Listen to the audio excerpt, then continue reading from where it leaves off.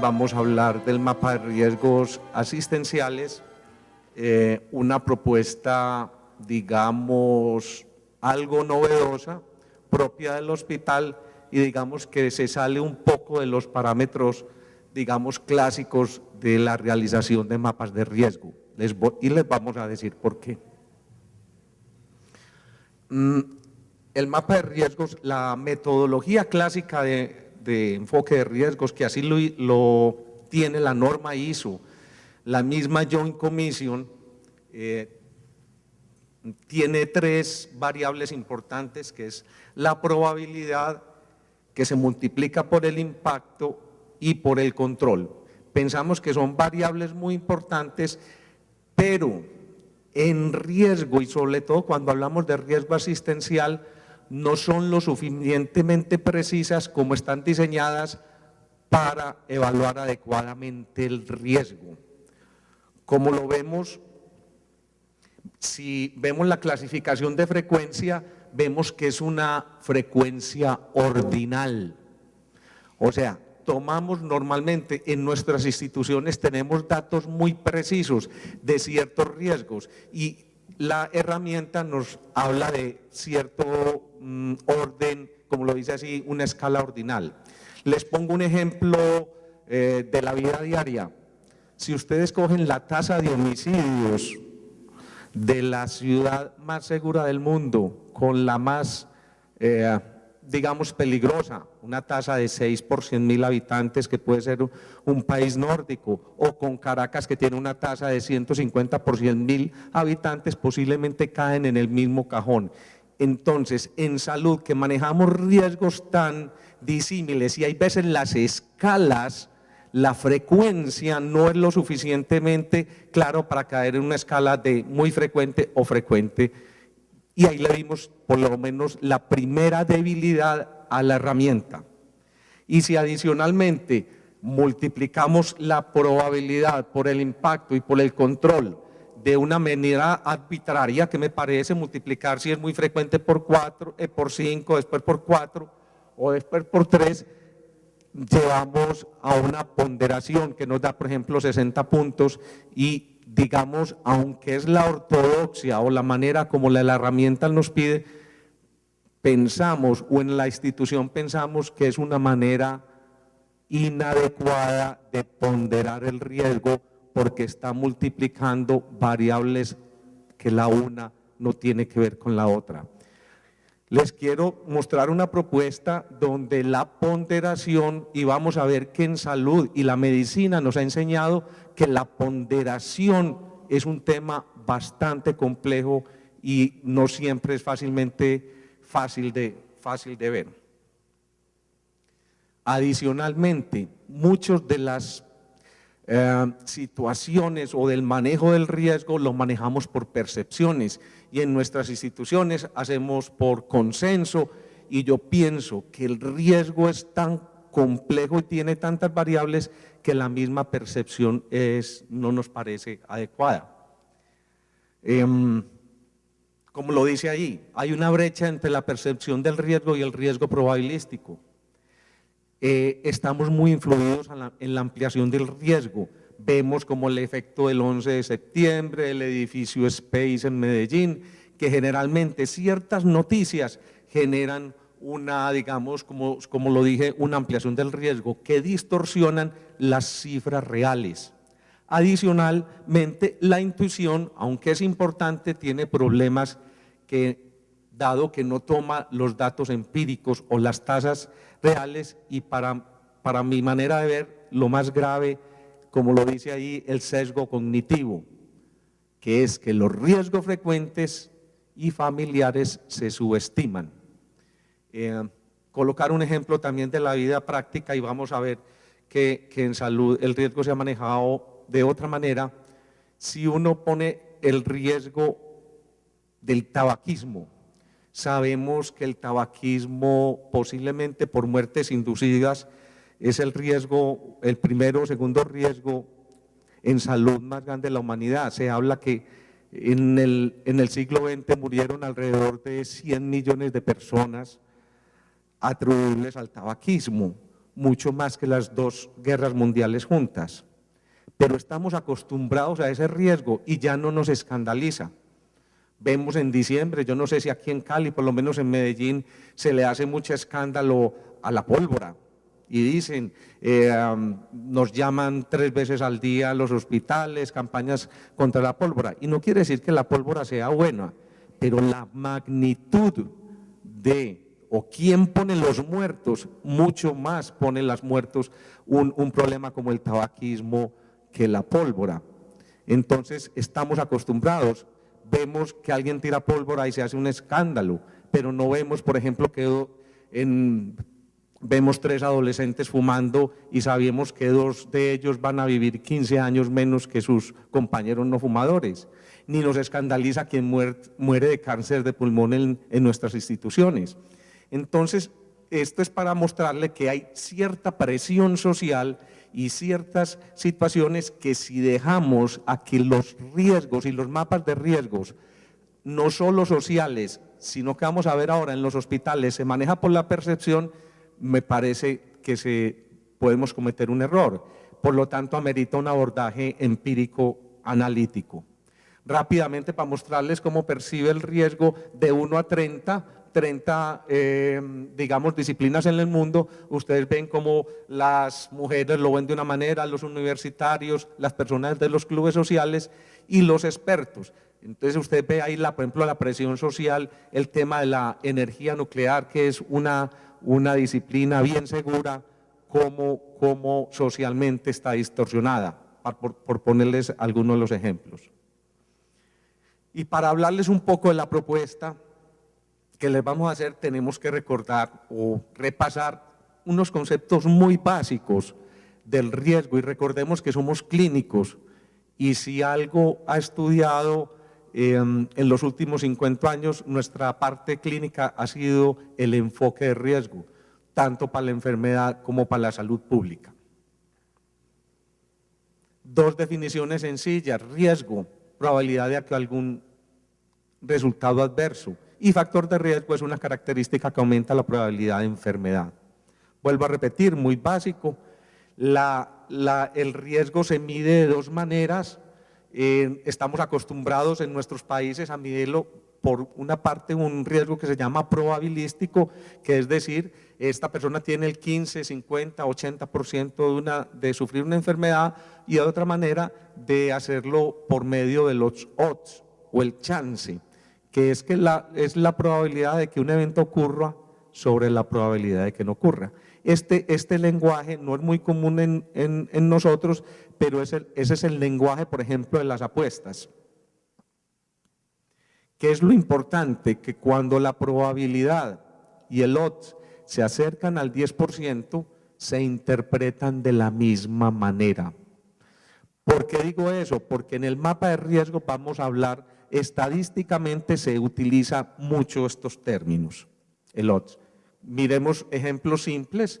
La probabilidad de que una probabilidad del 80% equivale a un odds de 4 a 1, o sea, la probabilidad del 80% sobre la probabilidad de que no ocurra, que es el complemento. Si hablamos de una probabilidad del 50%, es un odds de 1 con 1, de 1 a 1. Y si la probabilidad es del 10%, prácticamente se igualan. Lección simple: riesgos raros, estos 2 temas estadísticos se leen de la misma manera. Recordemos que riesgo en salud tiene su metodología y ha sufrido una variación en el tiempo, y digamos que el estudio que más se utiliza o el tipo de estudio son los estudios de cohorte. O un repaso corto: tenemos una población, una muestra de esa población, y tenemos 2 grupos, un grupo expuesto, que digamos, volvemos al ejemplo del tabaquismo, un grupo de personas que fuman y unas personas que no fuman, y los medimos en el tiempo. Eso es importante, en 2, 3, 5 años o 10 años, y vemos quiénes desarrollan quiénes desarrollan cáncer de pulmón en los fumadores y quiénes en los no fumadores. Y esa división nos muestra lo que se llama el riesgo relativo. Si es mayor de 1, aumenta el riesgo, si es 1, neutra, y si es menor de 1, disminuye. Y ya les había dicho que el riesgo relativo se lee igual al odds radio cuando las frecuencias son menores del 10%. El ejemplo clásico de 1950, cuando se demostró que el cigarrillo aumentaba el riesgo de cáncer de pulmón, es un ejemplo muy simple. La tasa de cáncer de pulmón en no fumadores, 0.96, con la tasa de no fumadores de 0.07, lo que nos da un riesgo relativo de 13,7, que se lee, el cigarrillo aumenta 13 veces la probabilidad de cáncer de pulmón. Pero resulta que lo aumenta 13 veces, pero también ese mismo estudio mostró que porque era una cohorte de médicos, los médicos que tomaban café también se le aumentaba el riesgo de pulmón en 4. Entonces uno puede concluir, el café aumenta el riesgo de pulmón, y la respuesta es no. La gran debilidad de los estudios de cohortes es que son muy susceptibles a sesgos, y recordemos que sesgos es un error sistemático. ¿Qué pasaba? Que los pacientes que fumaban tomaban más café. Entonces, por lo tanto, el café, como se dice, confundía, eso se llama variable de confusión, la relación entre el cigarrillo y cáncer de pulmón. Y esos ajustes se deben hacer, y se deben hacer no solo en estos estudios clínicos, sino en estudios de calidad y seguridad. Ahí viene mi segundo mensaje. Inicialmente los estudios de calidad y seguridad tenían muchos sesgos, y ahora los vamos a ver, y digamos desde 2007 ahora han ganado mucho en metodología y se han podido corregir esos sesgos. Y eso se realiza por ciertos métodos estadísticos que se llaman regresión logística, que ya la vamos a ver. Lo que más temor le tenemos a la investigación y al estudio de riesgos es el sesgo. Recordémoslo, error sistemático. Es distinto el error aleatorio, que es un problema de precisión que es mucho más fácil de manejar. El sesgo, que obviamente no vamos a dar una clase, es, digamos, a lo que más le tememos, porque nos lleva a asociaciones, digamos, erradas. Un ejemplo publicado en el ministerio. El ministerio hizo un estudio, la diferencia entre instituciones acreditadas y no acreditadas, y mostró que las instituciones acreditadas tienen mayor mortalidad que las no acreditadas. Obviamente que no hizo ajuste por complejidad, porque es muy distinto una clínica que atiende partos a una clínica que atiende pacientes oncológicos. Si esos ajustes que se llaman, eso se llama sesgo, y se llama sesgo de confusión. Entonces hay que tener mucho cuidado en el manejo de los datos, así sea para temas de calidad y seguridad. Ejemplos de ORs que lo vamos a ver en el mapa de riesgos. ¿Por qué le digo esto? Porque esto va a tener implicaciones prácticas en la construcción del mapa, no es por darle una clase de estadística. Vimos el ejemplo del cigarrillo, un OR de 8.3 en el uso de celular, por ejemplo, mientras maneja, o sea, utilizar el celular aumenta en 8 veces el riesgo de chocarse. O en la lista de chequeo que mostró en la conferencia anterior, digamos en la reunión prequirúrgica, la lista de chequeo disminuye en un 50% la mortalidad. O el paquete de medidas para infecciones de catéter central, que todos ustedes lo conocen, disminuye en un 66% la probabilidad de infección. Otro aspecto que no lo ve muy fácilmente el ojo humano, estamos entrenados a ver las variables de riesgo de una manera lineal. 4 es el doble de 2, 8 es el doble de 4. Generalmente esta metáfora biológica, que es la curva de disociación de la hemoglobina, nos muestra que la mayoría de las variables no solo clínicas, no se comportan de manera lineal. Este es el comportamiento más frecuente. El que nos enseñó la fisiología en tercer semestre, usted le da una presión de oxígeno en la sangre hasta que la hemoglobina satura por encima del 90%. Y si usted le pone unas gafitas con 3 litros por minuto, puede que llegues al 90%. Y si le pone 6, no le sube. Si le pone 12, tampoco le sube, porque generalmente se satura. Hay un punto de quiebre en general. O mírenlo en la vida diaria, nivel de salarios mínimos contra necesidades satisfechas. Posiblemente con un salario mínimo quedan muchas necesidades insatisfechas, pero quien se gane 100 a quien se gane 200 posiblemente no hay mucha diferencia. ¿Por qué? Porque nadie se va a comer 2 sancochos a la vez ni es capaz de manejar 2 carros. O cuando vemos una puerta con 5 chapas, no es menos insegura que una de 10. No es el doblemente seguro, perdón. Con los antisolares, por ejemplo, un antisolar de 30, lo comparamos con un antisolar de 100. Con 30 tenemos un 92% de protección solar. Obviamente, comercialmente nos dicen, compre el de 100, pero no gana más de 1% en protección. ¿Por qué hago esta aclaración? Porque normalmente cuando ponderamos riesgos, pensamos que la relación es lineal. Por eso vieron esas escalas lineales 1, 2, 3, 4, 5. Generalmente solo los riesgos no se comportan de una manera lineal, sino que cuando se juntan hay interacciones entre ellos. Y eso es lo que hace la regresión logística. No va a dar, eso es un método multivariado, estadístico, muy complejo, pero simplemente le muestro que es la manera como cuando tenemos muchos factores de riesgo, permite predecir, ajustar y ponderar el riesgo. Digamos que es la manera adecuada y vuelvo a repetir, debe incluirse estos ajustes en los estudios de calidad y seguridad. Uno no puede hablar en clínica porque nos han enseñado riesgo de la cohorte de Framingham.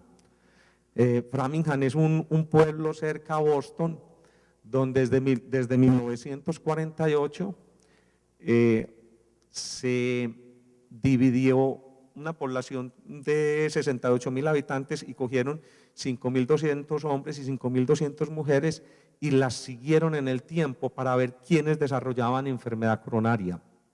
Es un estudio muy bonito porque nos demuestra en la práctica todo lo que le estamos diciendo.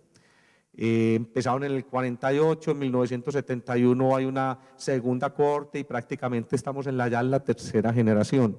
Es una población muy cerrada, pero nos ha enseñado, yo creo que es el estudio más bonito para entender el riesgo clínico.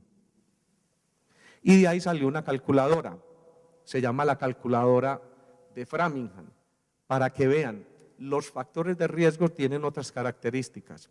A veces se suman, a veces se multiplican, a veces se restan y no siempre tienen un mismo peso.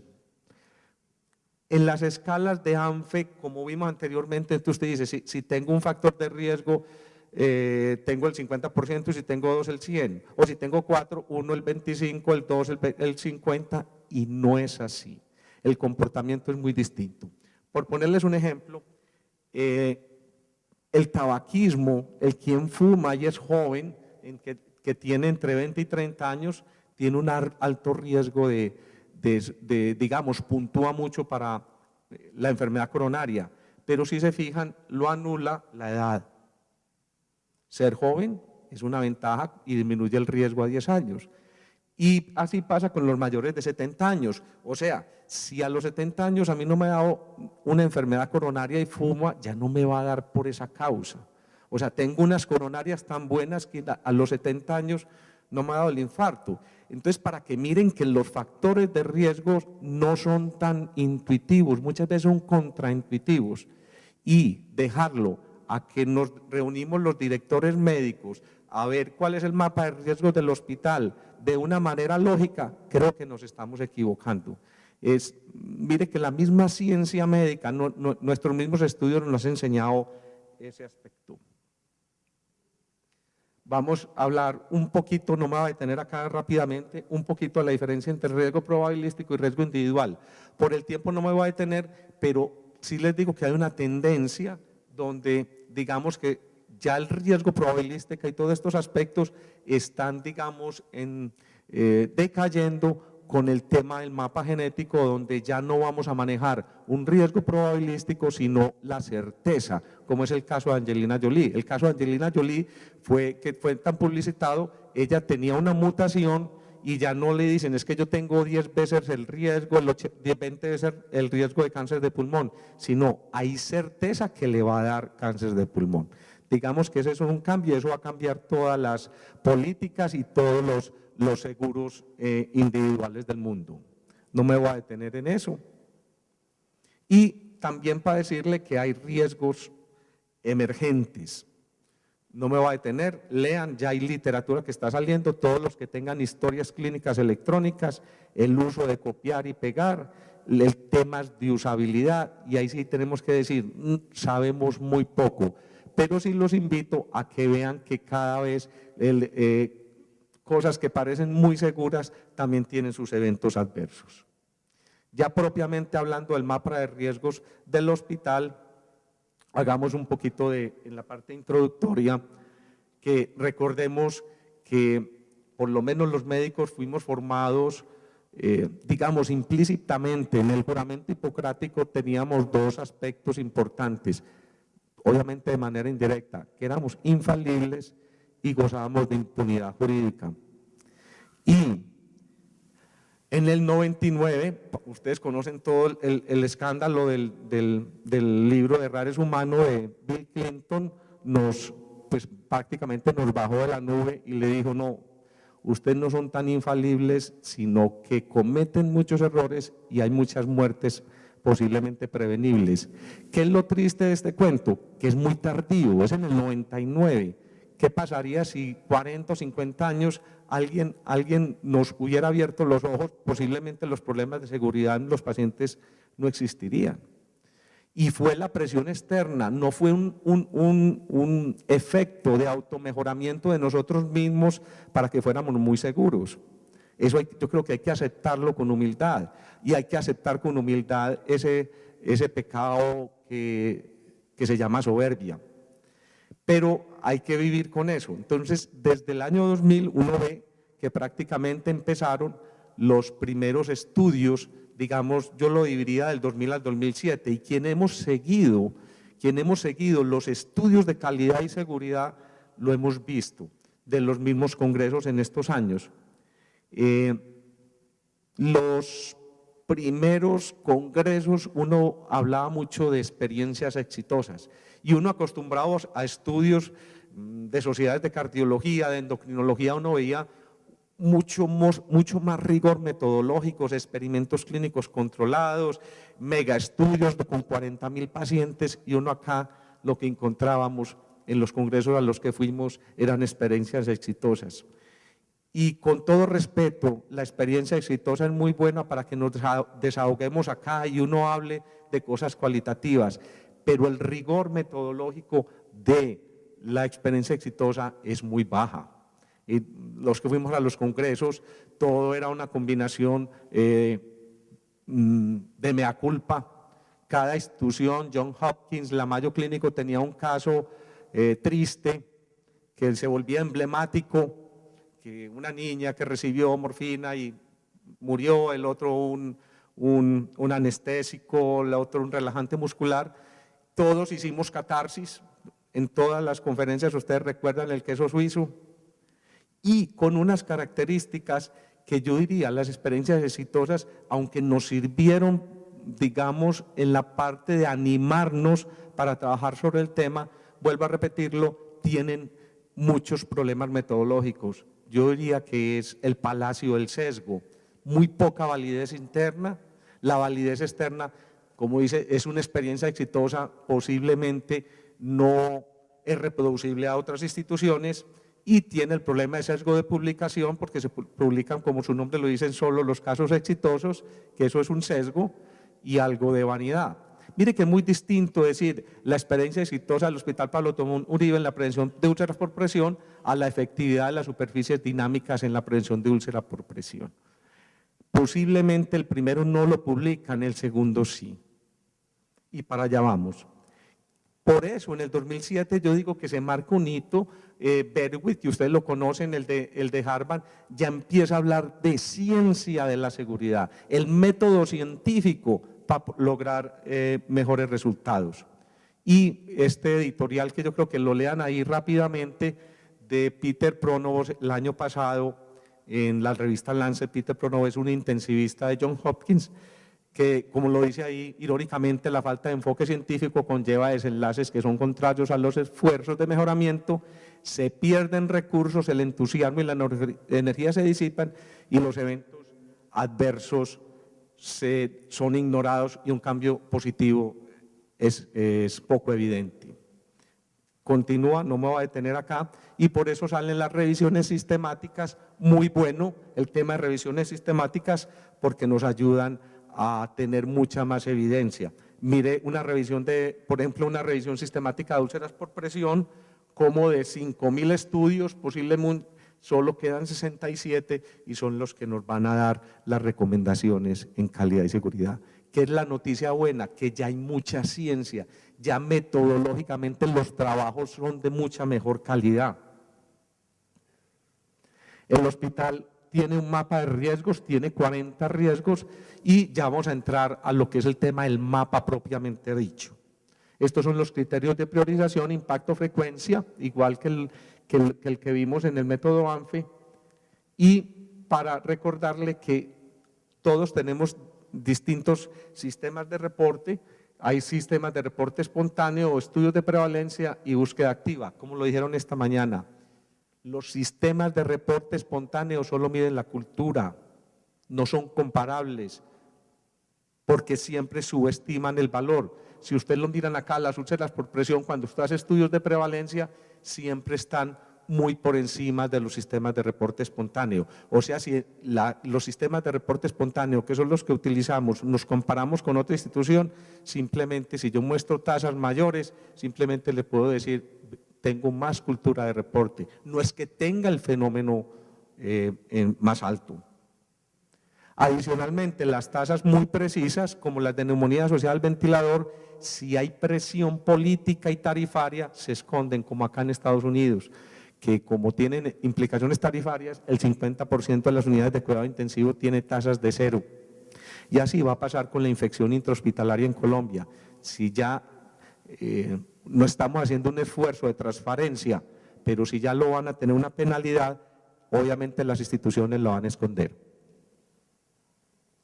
Este es muy importante, este es para mostrarle cómo construimos el mapa.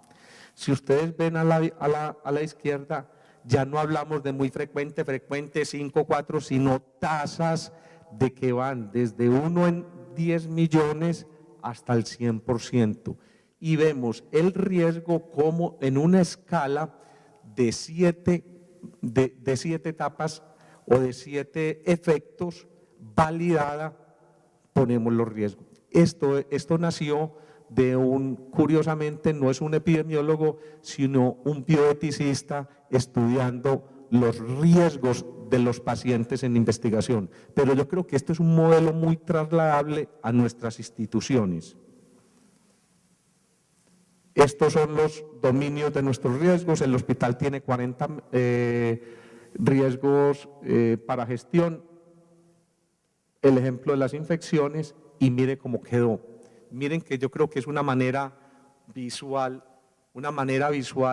muy bueno ver un mapa de riesgos y más lógico a nuestro sistema. Entonces vemos acá en la izquierda cómo va de una frecuencia de prácticamente de 1 en 1 millón al 100%. Y es que los riesgos en nuestras instituciones van en esas escalas, son escalas logarítmicas. Vuelvo a repetirlo, no es muy frecuente que da 2 veces a la semana o 3 veces a la semana. Nosotros manejamos tasas muy precisas. Y si ustedes ven que en el lado izquierdo empezamos a ver errores muy frecuentes, pero su efecto sobre la calidad de vida es muy bajo, que es el ejemplo de error de medicamentos. Nuestra tasa es de ¿cuánto? 40 por 1000. Muy frecuente, pero casi nunca pasa nada. Pero de todas maneras es muy aburridor darle siempre el doble al vecino, si no lo necesitaba. Pero siguen las caídas, generalmente no son graves. Las caídas cuando hay fracturas son afortunadamente pocas, 4.2 por 1000. La reacción alérgica a medicamentos 80 por 1000, que obviamente también son reacciones leves. Pero si nos vamos yendo a la derecha, úlceras por presión sí afecta la calidad de vida, la estancia, con unas tasas más precisas de 150 por 1000. El deterioro clínico no observado, que son los famosos equipos de respuesta rápida, la flebitis, el tromboembolismo, mire que ya sí son temas clínicamente mayores, el tromboembolismo venoso, el infarto agudo posoperatorio. ¿Y cuál es la conclusión? Las infecciones asociadas al cuidado de la salud. Si ustedes lo ven, frecuente y grave. Si vamos a hacer un estudio de seguridad, quien pone los muertos son las infecciones, pero de lejos, 1000 veces más que los otros errores. Mire que una manera más objetiva, si lo hace por ANFE, le da los medicamentos.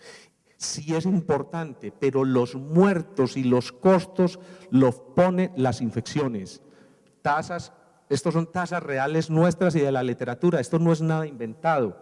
Neumonía asociada al ventilador, 5.6 por 1000 días ventilador, bacteremia asociada a catéter, infección de tracto urinaria, infección del sitio operatorio. Para resumir, todo el esfuerzo se debe hacer en infecciones. Obviamente están los otros. Lo mismo que los centinelas. No voy a hablar, lo hablamos, todos lo saben identificar. Afortunadamente son muy escasos, pero cuando ocurre es muy grave. Queda claro el concepto de este mapa, yo creo que es, y mire que queda muy, los otros 30 riesgos que tiene el hospital están en esta cosa, que obviamente no se los va a mostrar porque no es nuestra prioridad. Y entonces, para resumir, quedaron, si ustedes ven, este es el mapa de riesgos priorizado, que es el que conoce la Junta Directiva del hospital. Si ustedes ven, tenemos 11 riesgos que digamos que son a lo que hay que pararle bolas basados en este método. Y si ven, los 5 primeros son infecciones. Vuelvo a repetirlo, ¿por qué? Porque son frecuentes y son los que ponen los muertos. Los muertos no los ponen las caídas ni los errores de medicamentos. Y tienen una frecuencia que se acuerda del ANFE, que son los tres modelos, 2.4 por 1000 días, la mortalidad 30 al 50%. ¿Y cuánto es el OR? ¿Se acuerdan del OR al principio? Era por eso. Estos OR no piensan que hay un listado de ORs por ahí en una publicación, es coger cada uno de los trabajos, esto es un trabajo muy dispendioso, de las de eficacia para reducir neumonía, generalmente son experimentos clínicos. Entonces, ¿cómo se lee esto? El OR de punto 34 es que tenemos en nuestras manos la posibilidad de disminuir un 66% las infecciones asociadas al catéter. En neumonía asociada al ventilador tenemos un 30%. Las medidas, no me voy a detener, ustedes también las conocen, lo vimos esta mañana, la cabecera 45 grados y otras, y así van todos estos aspectos.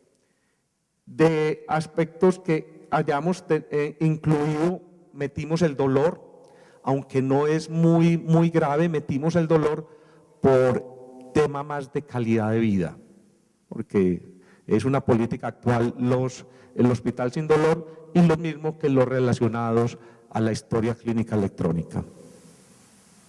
Y para terminar, ustedes ven la publicación del año pasado, todas con revisiones sistemáticas, de las 10 recomendaciones en seguridad que tienen mayor evidencia. Primero, la lista de chequeo en cirugía, lo hemos hablado, yo creo que eso está demostrado, no tenerlo es, yo creo que ya un error grave como en la aviación. Y se ven ustedes 4 de esas 10 tienen que ver con infecciones. Mire que todo va en la misma línea. El uso de abreviaturas, lavado de manos, neumonía asociada al ventilador.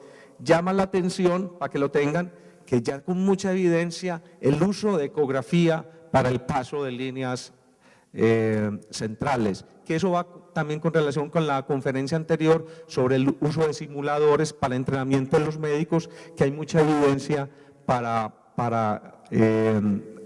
esta metodología, el uso de la ecografía para líneas centrales y la profilaxis para tromboembolismo.